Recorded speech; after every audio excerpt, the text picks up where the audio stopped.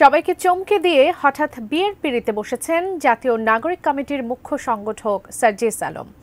শুক্রবার বিকেলে গাজীপুরের একটি রিসোর্টে পারিবারিকভাবেই বিয়ে করেন তিনি। তবে প্রথম দিকে তার স্ত্রী সম্পর্কে কিছু না জানা গেলেও পরে তার পরিচয় মেলে। জানা যায় একজন কোরআনের হাফেজাকে বিয়ে করছেন সার্জিস, জানিয়ে আগ্রহের শেষ নেই নেটিজেনদের মাঝে। এ নিয়ে দুদিন পর এবার মুখ খুলেছেন সার্জিসের শ্বশুর। মেয়ে জামাইকে নিয়ে কি বললেন তিনি, জানাচ্ছেন এসআই রাজ। বিয়ে করেছেন বৈষম্য বিরোধী ছাত্র আন্দোলনের অন্যতম সমন্বয়ক ও জাতীয় নাগরিক কমিটির মুখ্য সংগঠক সার্জিস আলম।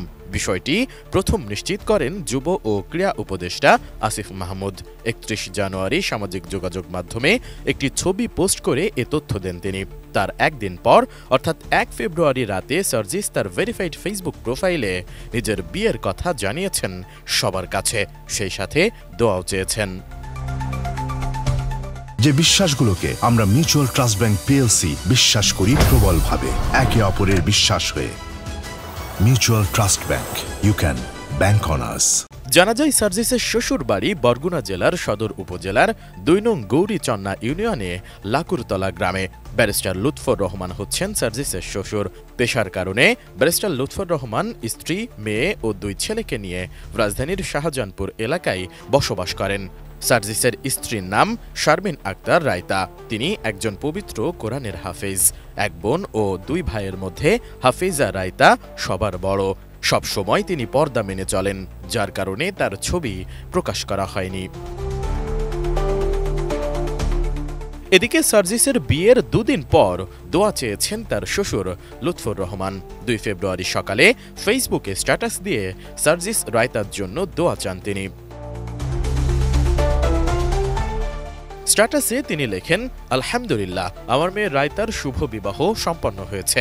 উভয় পক্ষের পরিবারবর্গের উপস্থিতিতে সীমিত পরিসরে গাজীপুরের ভাওয়াল বনভূমির গহীনে রাজেন্দ্র ইকো রিসোর্টে গত শুক্রবার আসর নামাজ শেষে মসজিদে বিবাহের ধর্মীয় আনুষ্ঠানিকতা সম্পন্ন হয়। এ সময় লুৎফর রহমান লেখেন, আমার পারিবারিক, পেশাগত, রাজনৈতিক, একাডেমিক এবং সামাজিক বলয়ে অনেক ঘনিষ্ঠজন, শুভাকাঙ্ক্ষী, হিতাকাঙ্ক্ষী রয়েছেন। দুঃখজনক হলেও সত্যি, বিশেষ কিছু সীমাবদ্ধতা এবং নীতিগত কড়াকড়ির কারণে তাদেরকে নিমন্ত্রণ করা, এমনকি অধিকাংশ মানুষকে জানানো সম্ভব হয়নি।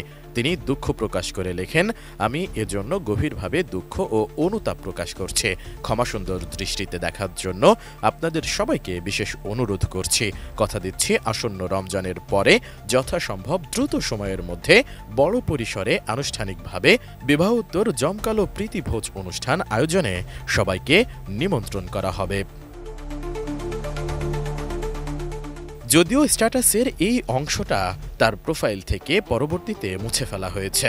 সবশেষ তিনি নবদম্পতির শুভকামনায় সবার কাছে দোয়া প্রার্থনা করেছেন। এসআই রাজ, এটিএন নিউজ।